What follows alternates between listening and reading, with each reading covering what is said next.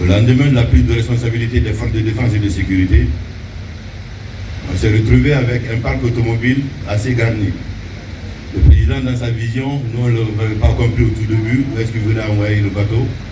Il a tout de suite décidé d'abord de dégrossir le train de vie de l'État en mettant à disposition les véhicules du parc auto de la présidence en vente.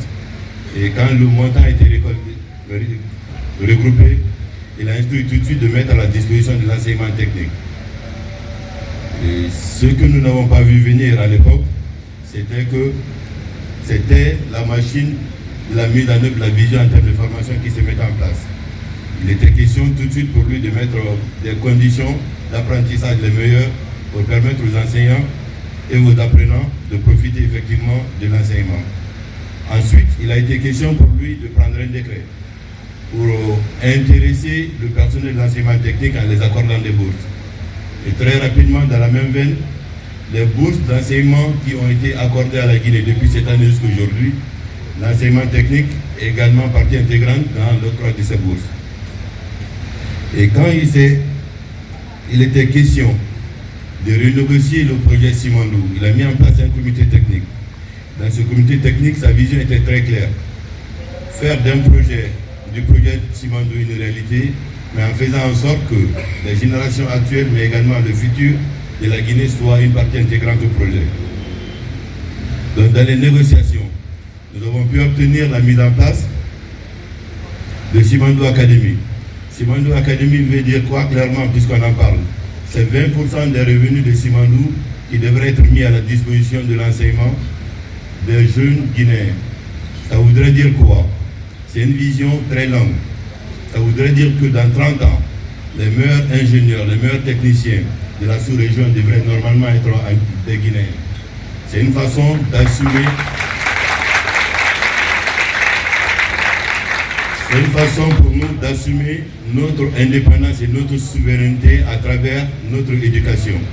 Ça créera des conditions d'éducation non seulement en Guinée, mais de jeunes Guinéens, où qu'ils soient, quels que soient les moyens de ses parents, qu'ils soient à Conakry ou à Zog, quand il est parmi les meilleurs de la République dans ce domaine spécifique, même si c'est à Harvard qu'il devrait étudier, l'État mettra les moyens pour assurer sa formation et cela permettra effectivement à la Guinée d'atteindre son objectif de développement en tant que la formation.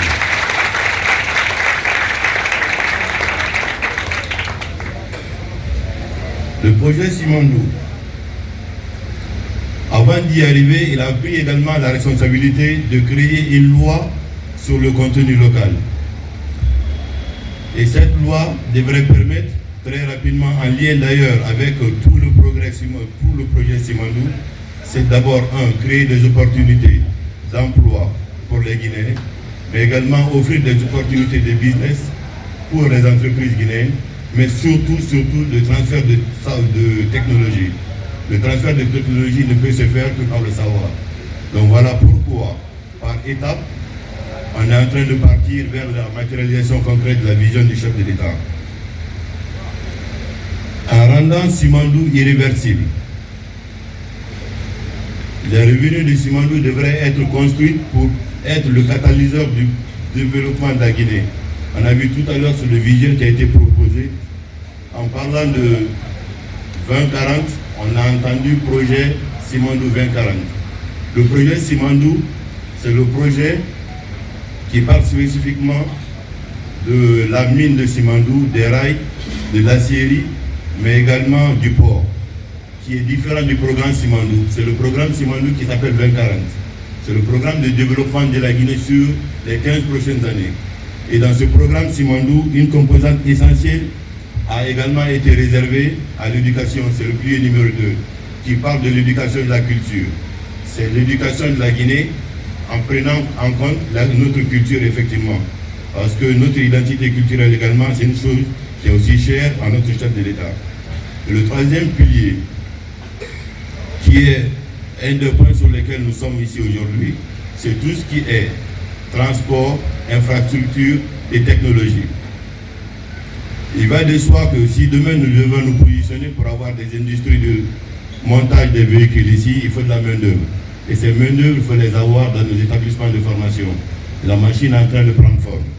Il va de soi également que les infrastructures pour les réaliser il faut de la main-d'œuvre. Ces main-d'œuvre-là, il faut les avoir localement dans le pays. Et c'est ce qui justifie clairement la cérémonie qui nous regroupe aujourd'hui.